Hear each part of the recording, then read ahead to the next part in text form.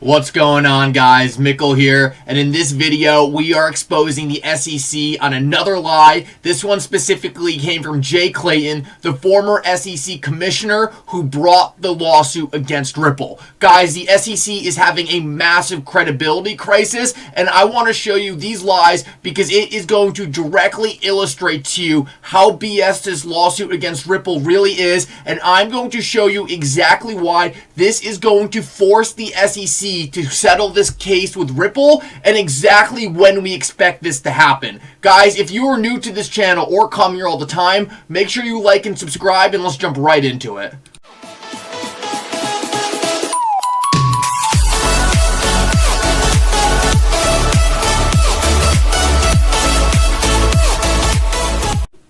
Alrighty guys, I want to start this video right here and quickly break down the insane credibility crisis the SEC is going through right now. The SEC is lying through its teeth and doing everything they can to try to save their behind in the Ripple case. After that, I'm going to get into the new lie that Clayton told, and then I'm going to show you guys how this all comes together and is going to force the SEC to settle this case against Ripple. I'm also going to get into exactly when I expect that to happen.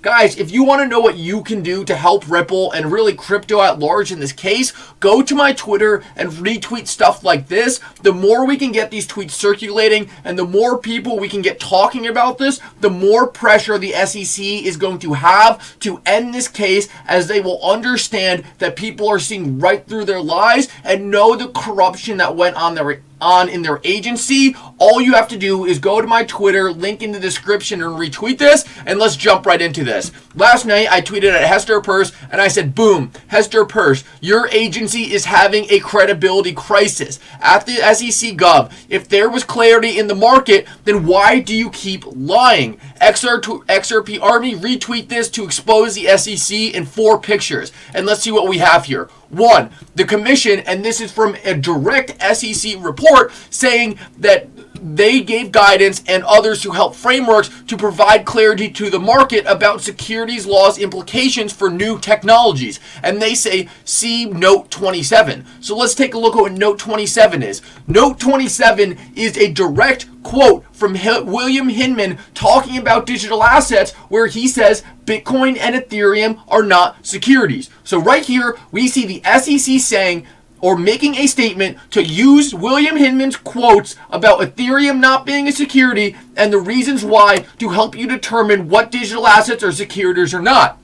Yet, they know what they did was they gave XRP a free pass because XRP meets all the definitions that Ethereum did, based on William Hinman's speech right here that the SEC took credit for in multiple documents. Yet what we see happening right now, and this is directly from the Ripple case, is the SEC says there is no action that it took to say Bitcoin is not a security, Ether is not a security. This is a lie, and the SEC is trying to make up legislation as it goes to try to fit their needs in different lawsuits here and there. Right now, the SEC is trying to rip back the clarity it gave to the market in 2018 because it knows it directly goes against their case with Ripple right now. We cannot let the SEC get away with this, and this is a blatant lie to the public and a very, very sketchy move for them to be doing to a group of investors, being us, that they are supposed to protect. This is embarrassing, and if we take a look at this picture right here, it's William Hinman literally saying, we had expressed to the world we did not view Ether as a security, we being the SEC, and the SEC now goes in and says that it has not taken any action on Bitcoin or Ethereum for the sole reason because they do not want their words in the past right here that they took credit for to hurt them in the Ripple case. Guys, let's keep moving. This tweet's from Jungle Inc., and he says SEC Director William Hinman gave his personal opinion that Ethereum was compliant to the public forum while getting paid millions by the Ethereum Alliance members. Guys, This is insane, and we know that William Hinman likely was paid off to make a lot of these SEC statements. This is extremely embarrassing and is blatant corruption in the agency. William Hinman, the one who went out on a limb and gave most of the free speech for Ethereum through the agency of the SEC, was literally getting paid millions of dollars that while he was there. If this is exposed to the public, this is a massive credibility crisis for the SEC. The SEC has to be concerned about this making its way out there and needs to be conscious of what is being said about them, because they directly respond to Congress and Congress responds to us. If we keep the pressure on them for things like this, this is a massive issue for the SEC, and why it's so important that you go to my Twitter and retweet stuff like this.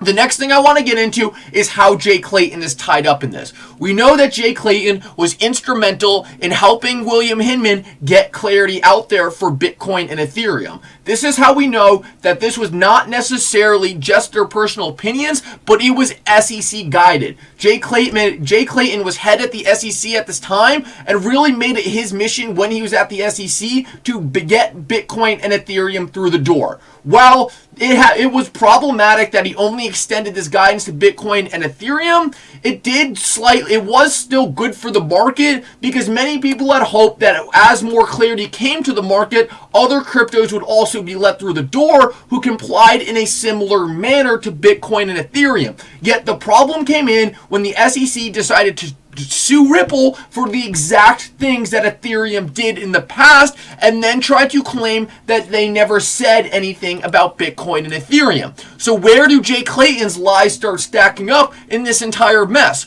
Well, just like William Hinman was financially incentivized to give Ethereum a free pass, so was Jay Clayton. Jay Clayton was directly meeting with companies that were directly connected to Bitcoin and Ethereum while he was serving at head of the SEC. We can see right here, former SEC Chairman Jay Clayton, and we can see on his public calendar, he is directly meeting with Apollo Management, as well as some other investment firms that he would later take a role in after he left the SEC.